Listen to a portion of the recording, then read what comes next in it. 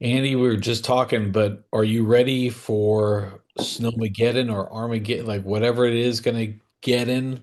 Because this winter storm, we're gonna get sleet and probably a lot of ice, but you're gonna get a lot of snow.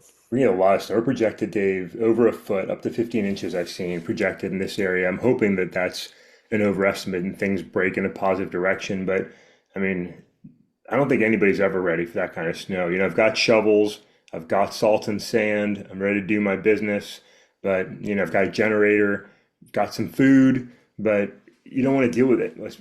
Dave, it's NFL championship weekend. I want to be sitting around No. watching football, not taking an hour here, an hour there, shoveling snow. So even more miserable on top of it is yesterday was pleasantly mild and warm and sunny. I think today's not going to be too bad. So we get this little teaser that, hey, January's almost over, spring's around the corner, and then we're gonna get kicked in the nuts with, a foot and a half of snow. So I'm not fully ready, David. I am not fully ready.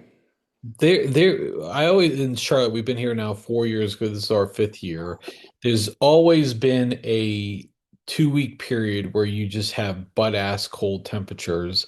And we hadn't had it this year, and I was like, it's coming sometime. And then like, well, maybe it won't come this year. And then all of a sudden, boom, here we Yeah, go. yeah, It's gonna be nasty. Like here though, we're expected sleet, freezing rain a little bit more. I'm just hoping we can retain power. But yeah. because next week the temperatures are like I saw a single digit lows for us here. That's So gross. It's gross. Well, Dave, let's just take a minute. I think maybe us and all listeners, maybe just pause and dear President Trump, please use your endless powers and abilities to turn the weather into warm weather for us and defeat the snow with your amazing strength and masculinity. Please turn the weather to warmth for us, President Trump, as only you can. I just thought I'd throw that out there, Dave, and if the powers allow it, maybe the president will use his overwhelming masculinity to help to save America. well, no, I mean the president clearly has power over the weather. I mean, you just look at Joe Biden. I mean, he clearly put that hurricane Helene in the path of That's all right. the groups that didn't like him and all that stuff. So yeah, I mean, yeah, the president clearly has those powers, and I know Trump will save us all. So. Thank you. Indeed, indeed, he will. Fuck that guy. Yeah, speaking of fucking that guy, let's talk, let's wrap up his eventful week this week of taking Greenland, not taking Greenland. Europe would be speaking German and maybe Japanese. You should all be grateful for us and what we do. America is hotter than ever, type of things. Andy, this like okay, we're no longer like it's no longer like an act anymore. Like at first, you remember Charlie Sheen had the meltdown a couple years ago, maybe it was like 10 years, 12 years ago, where he'd get on hashtag winning and Charlie Sheen was just going off the rails.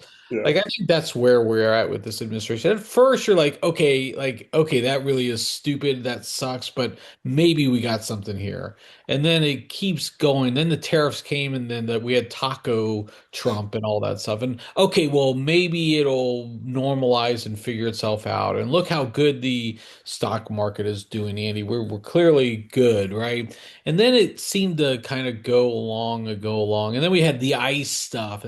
And now we have this continued embarrassment on the world stage, capped off with the Board of Peace, Andy, Yeah.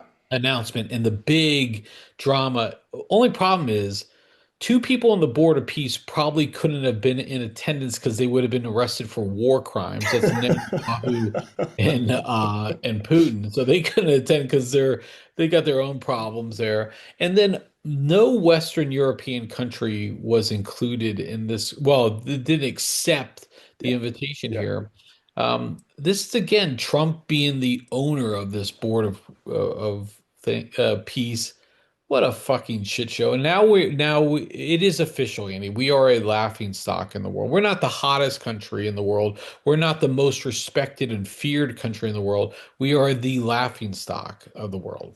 Yeah. Well, I would say we are still maybe the most feared country in the world right now, Dave, to be honest, right? But I agree with the laughing Feared stock. because of uncertainty or Yeah, fear yeah, like because yeah. because of uncertainty and what we're going to do next, absolutely. But I mean, the way you listed, and that's just a small bit, Yeah. the chaos, right? But it sounds linear, but it's not. This is just a shit sandwich that we just keep stacking more meat in because none of the other stuff's ended, right? Nothing that's was started is finished. It's just more shit on top of more shit on top of more shit. So it's just fucking dribbling down our chins as we continue to eat this shit sandwich as a Trump administration 2.0. And it's fucking disgusting, Dave. Nobody wants to eat this sandwich. It's like my head is being stuffed in a toilet full of shit every single day, but somebody's still shitting in the toilet. So it's just a mess. But good grief, the embarrassment that was our president of the United States.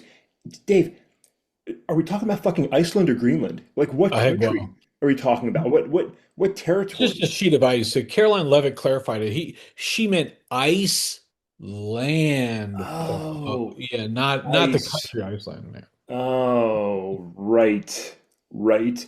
This is fucking lunacy. Look, the president can't put two sentences together that No. aren't chaos.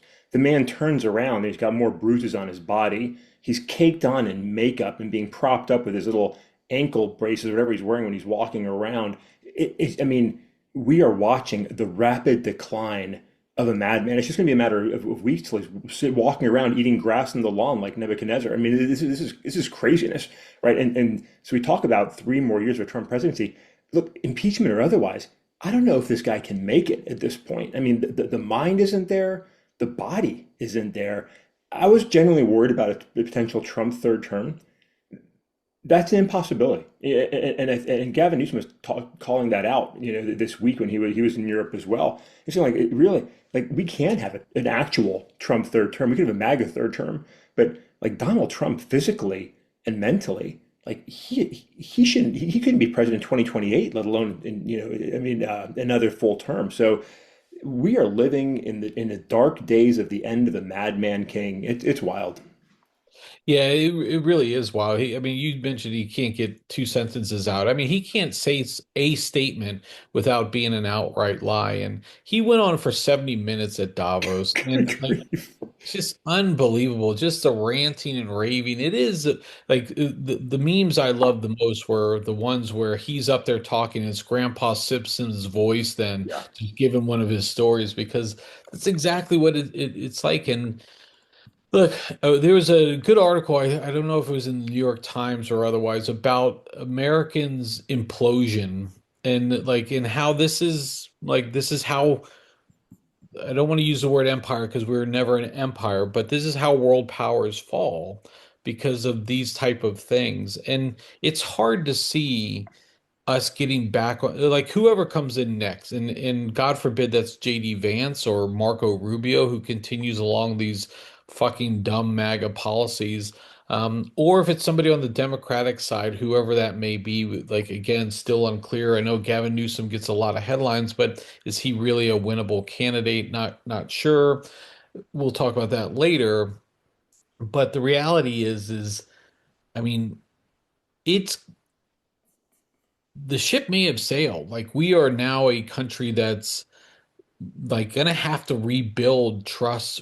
And Biden tried that, right? Biden tried to rebuild the trust, but then we just went back to more fucking chaos with Trump. And I think this is just where you see it. And I'm gonna in our like dislike thing, I'm gonna have a comment here, but like it's great to see other powers, these mid powers start exerting their things because as the Prime Minister of Canada mentioned, if we're not at the table, then we're on the menu. And I Yeah. think that's very real. And I think these countries are starting to realize that. Yeah, yeah. I mean, Mark Carney really stepped up on the world stage. I think with his speech. I think it got a lot of positive respect. And it's frustrating as much as embarrassing that we are seeing the demise of our leadership and we're celebrating others not because we're bringing them along and we're all rising, but we're watching our country fall apart. And I'm just going to mention it quickly.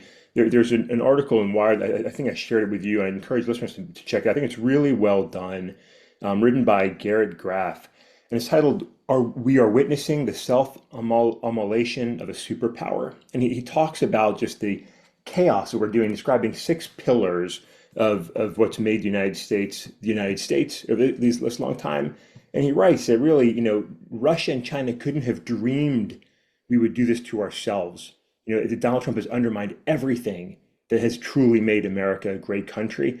It's worth just pausing and reflecting on sort of the sad state of reality of where we are. And listen, like you and I have said this many times, like we're not here to see America die. We're not here to see America fail. We want America to be an amazing leader on the world stage with our friends, with our allies, raising all ships in the high tide of democracy, freedom, liberty, justice.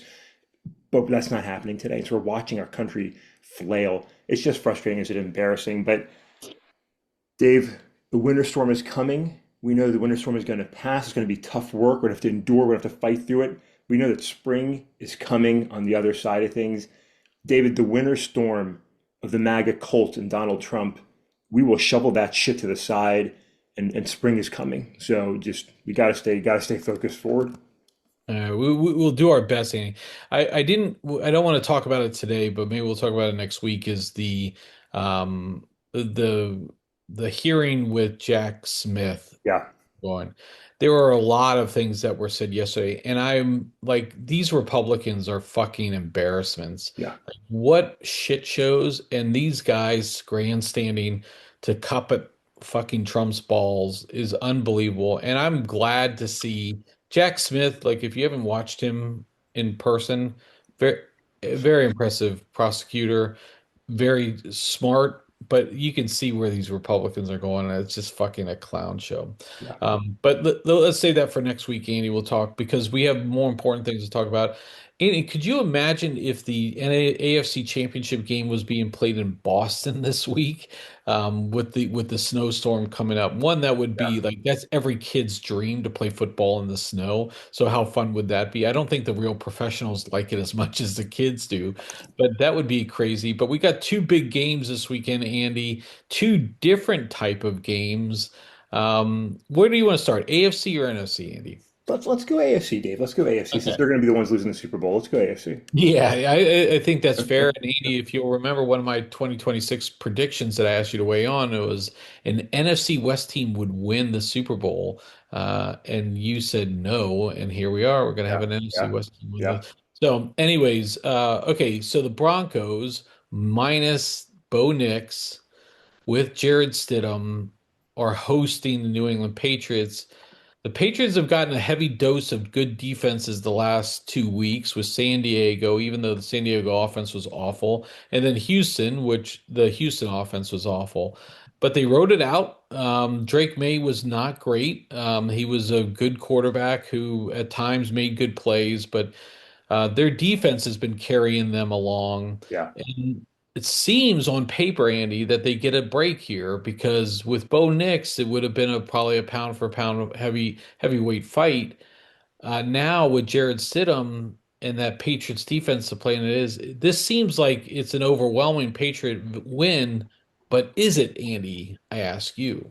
I don't know that it is, Dave. I know everything. Look, we've got Jarrett sitting here. We've got a backup playing.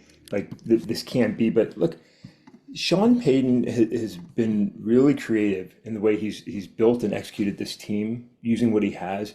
The defense is fierce, and while the Broncos don't have like a super strong running game, I'm not counting them out. Playing at home, highly motivated, two teams that both really want to win and are both sort of upstarts this season. I'm not saying that the Broncos came this game. New England really struggled to beat the Texans, who played terrible football, right? So their defense is strong. The Broncos' defense is strong.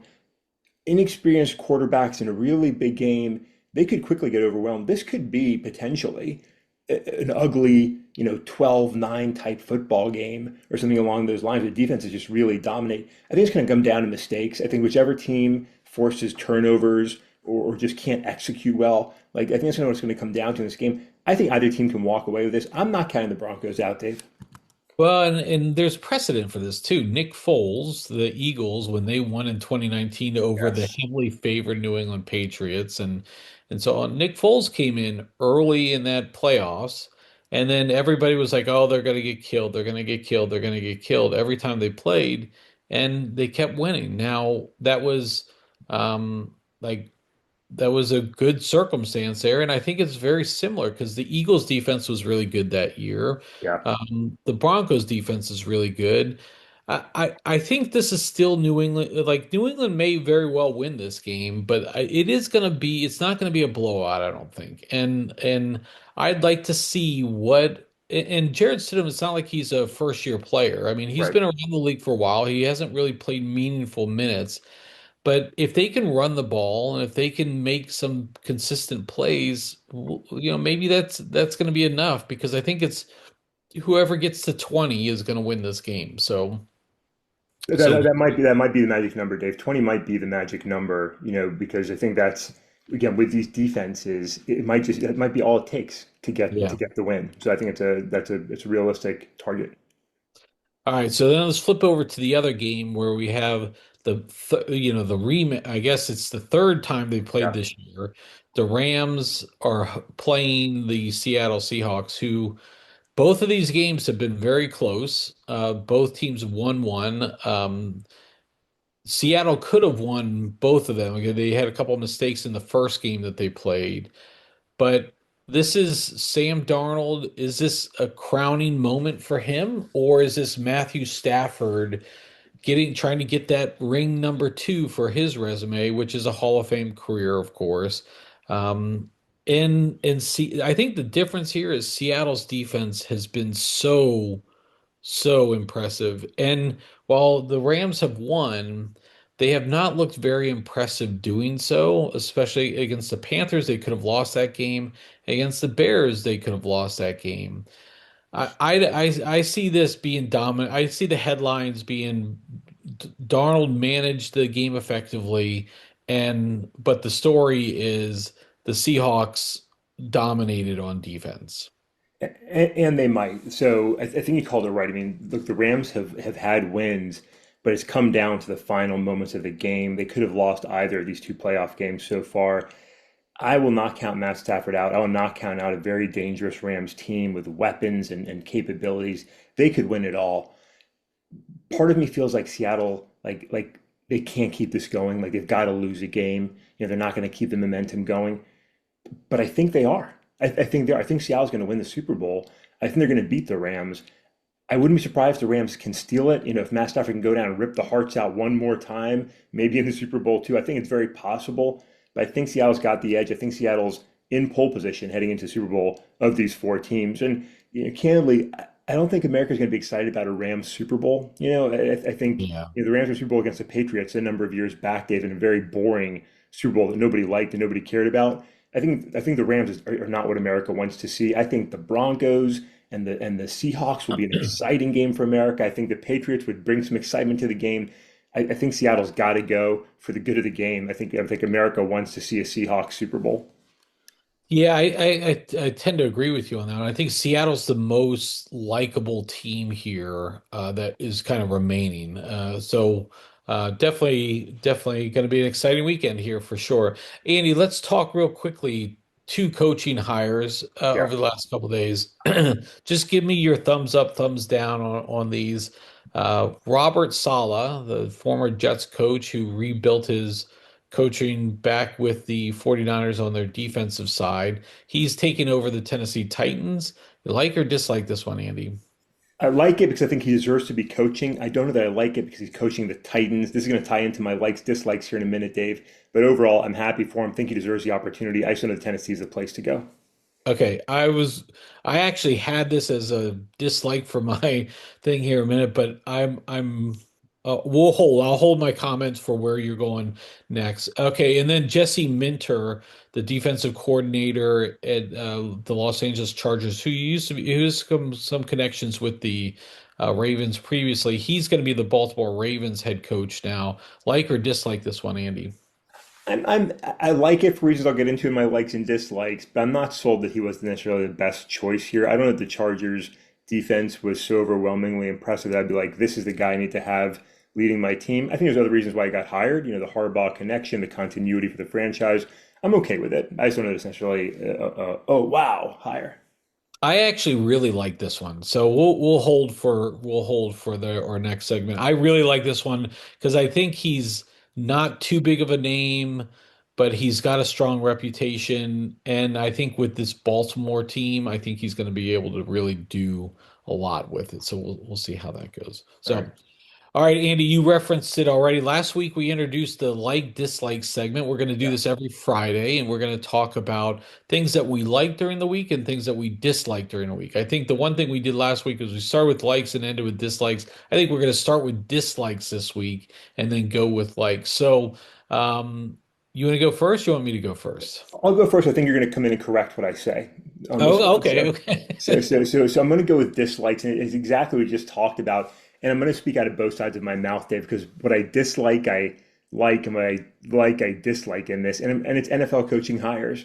What I dislike about what I've seen so far is just the recycling of coaches. I feel like we're just Yeah. reshuffling the deck, moving the same guys around to new franchises. Harbaugh, right? We're seeing Salah come in. We're seeing there's another hire that's escaping. Oh, in Atlanta, right? We brought in Stefanski, and I'm looking at this. I'm saying like these guys just got canned. Like look what we did with the Panthers hire. Look what we did with the Jaguars hire. Look what we did with the Seahawks hire. We brought in these young, eager coordinators that have come in and made massive differences and transformations. Let's do more of that and give these guys a chance instead of being this incestuous recycled league. I say that, Dave, and that's how I feel, but I like the Salah hire. Not that he's in Tennessee, but I'm glad to see him there. I think Harbaugh's probably a great pick for the Giants, right? I'm not sure about Stefanski. And then the coaches that are getting hired, just when we just described, for example, like I want to see that, but I'm not told he's the right guy. So I'm speaking absolutely out of both sides of my mouth on it. I get why we hire these guys that have been around. We want to bring them into our teams. But also, I just love seeing that young blood and new ideas and new coaches, going back to Sean McVay and Shanahan and giving these guys a chance to grow and excel. So I dislike it, but I kind of like it. Yeah, no, I think that makes a lot of sense. I agree. I mean, I don't like the coaching retreads either. I don't like the Salah hire because I think this guy's a really good defensive coordinator. Now, the Jets job was a shit show, so we can't fault him for Yeah, that. yeah, But I would have liked to your point from earlier, I would have liked to seen him gone. Like, I don't think the Tennessee Titans job is really good either. Now, unless you want to say the ownership is better than the Jets, okay, maybe we can do that. But we saw that the Titans ownership just a couple of years ago canned Vrabel, yeah. for certain things. I just don't think like I like Salah a lot. I think he's really good. He's got a great family story and everything. He's an amazing defensive coordinator. I just dislike the fact that he went to Tennessee. I would have Right. liked to seen him go to give him a better chance because he's going to be branded as a coach who can't win, but he's been in losing situations. And I just like that's the only thing I disliked about that I hire. 100% agree with that take. I think he is a good coach. I think he does deserve a second chance. The Jets was not an opportunity. I think you're exactly right. I think he took this job. I don't have confidence that the Titans franchise is going to give him what he needs to be Right. successful. If he blows it again, his head coaching career is done. So that I 100% on the same page. Okay, so my dislike for the week, I'm staying in the sports realm. I'm gonna go like the college football season wrapped up this week. We're gonna be heading into like more about recruiting, more about transfers. We've got that story we talked about the Duke quarterback Mencha, and what he's going through right now with Duke suing him. And then we're going to have spring football here pretty soon. And then next thing you know, we're going to have more transfers before the start of the season. Andy, what I dislike is the fact that we are like the college arc system is fundamentally broken. The NCAA, they were so much of this overlord of college sports for so long, and then as more and more power got pushed to the players and to the schools about loosening rules, because some of the NCAA rules were so fucking dumb, and some of those enforcement actions were so dumb. We've gotten to the point now where we have a leadership void, and we have nobody taking ownership. I dislike that we still do not have a commissioner of college sports. I think you really need it in college football these days, but I think college sports in general, we Hmm. really need an independent party to do that. Because I think what's going to happen here in about 5 years is you're going to have two conferences, the Big Ten and the SEC. They're going to break away from they're going to add more teams to their conferences and they're going to break away. And then you're not going to have college sports anymore, or it's going to be just so relegated to tiers. You're going to have like 15 layers of what college football is anymore. And I just think we're now at a stage where it's a professional organization. It needs to be run by real people and not by this mysterious NCAA and leadership voice. So that's what I dislike here, Andy. Yeah, I appreciate that idea. I think you're right. I mean, college sports has definitely evolved. It is not amateur football anymore, and Right. I think you're right. It does require like serious leadership and serious governance. I mean, when you have like Carson Beck flaunting Lamborghinis, like this guy's a fucking loser, right? He's not gonna like he may get drafted and he's never gonna play a game in the NFL. But you have all of these things where they're just flaunting all of this stuff. I just think we really need it. So that's my rant on that. So we're okay, so let's flip the coin now, Andy. Where are you going with your like of the week? Okay, so Dave likes, like, I was going to go a few different places, and this one I'm sure I'll come back to many times, but this week in particular, Dave, I love music. I love new music, and this was a great week for new music. There's a lot that has come out since last Friday and this Friday. Last Friday, a band, also, I was going to talk more about them, but I bumped them, an English band out of Brighton in the UK, three-piece band, Yonaka. They've got an album coming out in March. They released a new single Friday, just a banger of a song, Dave. Great bass. I mean, it's awesome.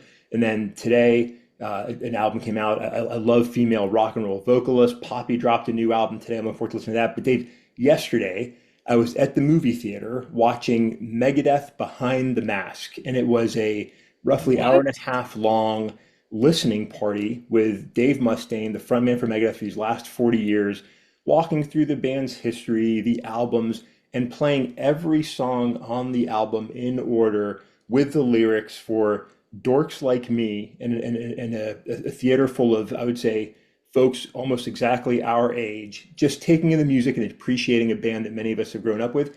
Dave, the songs have been released on this album I haven't loved, but the ones I heard yesterday and they came out, like, there were a lot that I really connected with and really found uh, a lot of identification with, and it just told me how much I love music and how from the song I mentioned from last week to this album, wherever we are in life, music can hit us in different ways, ways that the band or the songwriters never intended, but it resonates with us. And so I really enjoyed the hour and a half. It was corny, it was goofy, but it was still really cool. I felt like I was back in 1992 watching MTV late at night, and it was fun to take it in that way. But I thoroughly enjoyed it. I love music. I love these several artists and albums. I'm excited for it. So I'll share those. Folks can check out the music if they want. I'll share some links when I post this later. I love new music. It's going to be a fun Friday. So you are, for those who are only listening and not watching on video, Andy is wearing a Megadeth shirt. So there you go. I find it interesting that this is a cool thing that movie theaters are doing. Like Yeah. when you go to see previews, they have those sometimes like concerts you can watch and all Yep. this other stuff. Like they're struggling. Movie theaters are struggling because the movie industry, there's not as many movies coming out. There's not great banger movies anymore, and to be able to do things like that, I think is pretty cool. So, Yeah. It was a fun way to do it for sure. yeah, that's a good like to end on. Andy, I'm gonna go back to what we mentioned a little bit earlier. My like of the week is Mark Carney and Mm, the European Union finally just saying, you know what, fuck off. Like Mark Carney's speech at Davos was what a leadership speech is. nice And one. if you haven't listened to it, please go back and do it. There's a lot of snippets online you can catch, but that's real leadership, folks. If you want to really see it, and I think the Canada is working to reset the world stage, and I think that's appropriate at this point. They were happy to go along to get along, and they had a lot of things happen because of American leadership. That is gone. You cannot rely on us to do that, and so they have to stand up and push back. And if that means that they face repercussions, then they're prepared for that because they know they're on the right side. Same thing with the European Union. We talked about the Board of Peace. No Western countries were there yesterday. And I think, and they were prepared, fully prepared to execute. They've already canceled trade agreements. They've already going to take some additional steps if Trump continues to escalate some of these things. Like you just can't get away with bullshit anymore. And some people, the argument I hear is like Trump's goal is to make these leaders have a bone and have a spine and fight, fight, fight and stand up for themselves. That's bullshit. Like he's like that's just bullshit. But I'm glad they're doing it. So that's my like of the week, Andy. Yeah, I think it's a great one to call out, to be honest with you. I think, look, Mark Carney's a guy that was expected to get thrashed in the election, but because of Donald Trump's lunacy, rapidly rose in the polls, took the PM role in Canada, and has been just been a consistent, calm counter to Donald Trump. You see him extending his relationships to places we don't really love, like he's reaching out to Canada, he's engaging more with Europe. He's doing the things a leader should do in a calm, responsible manner. Great call out to celebrate this week. He's really acting as an exemplary leader in such a contrast to the shit show at 1600 Pennsylvania Avenue. Great way to highlight the week here. Shit show for sure. And again, if you want to understand Trump's tactics, everyone, is all of this madness and all this chaos. What have we not talked about, Andy? That Russia is continuing to pound Kiev and Ukraine. They are powerless. They are in the harshest of winters. They are continuing to suffer. So we don't talk about that because of this. Yeah, And we're also not talking about the Epstein files, which the DOJ has continued to violate and break the law because they continue to refuse to release any of this information. And look, at this point, everyone knows what has happened here. And they're going to face the repercussions. They're protecting pedophiles. And if I saw the president, I'd say that, and he can flick me off and tell me to fuck off too. So, yeah, yeah. but anywho, all right, Andy, that's going to wrap up the week. It was a fun little pod today. I was enjoyed it. So, It was fun. It was fun. Great topics, a lot to cover. I like the dislikes, likes portion we've added, Dave. Good call. And look, it's NFL Championship weekend. We come back on Monday. Our back's going to be sore from shoveling snow. We're going to be looking at two teams going to the Super Bowl to be played in San Francisco.